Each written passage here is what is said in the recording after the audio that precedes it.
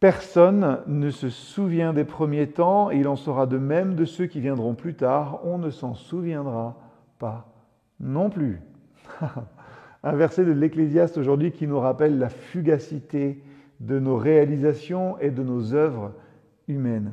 Et du coup, il nous invite à méditer sur la réalité que nos actions et nos accomplissements, bien que significatifs en leur temps peut-être, finiront par s'effacer dans l'oubli des générations.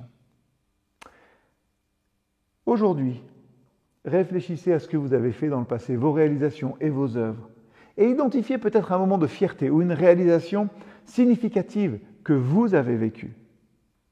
Ensuite, méditez sur la manière dont cette réalisation a eu un impact sur votre vie, sur ceux qui vous entourent. Comment est-ce que vous avez contribué finalement positivement au monde grâce à votre action ?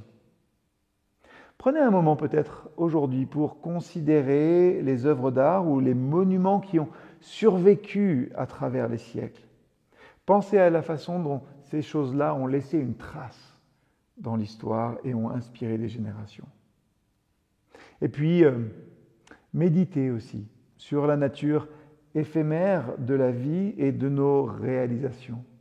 Réfléchissons à la manière dont nous pouvons mettre en œuvre des actions significatives aujourd'hui, tout en étant conscients que l'impact à long terme de nos actions est en grande partie hors de notre contrôle. Vanité des vanités.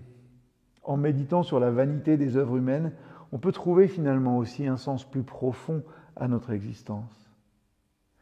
Oui, tout est vanité, mais ce que nous faisons aujourd'hui, motivé par l'amour de Christ, peut avoir un impact réel dans le présent. Ça nous apprend à cultiver ces valeurs essentielles pour notre foi que sont l'humilité, la bienveillance envers les autres et chercher finalement dans notre vie, à notre vie, un sens plus profond que ce que nous avons ou ce que nous faisons. Oui, réfléchissez aujourd'hui à la manière dont vous pouvez semer la paix et la compréhension dans votre propre communauté autour de vous. Et peut-être qu'aujourd'hui, engagez-vous à résoudre un conflit.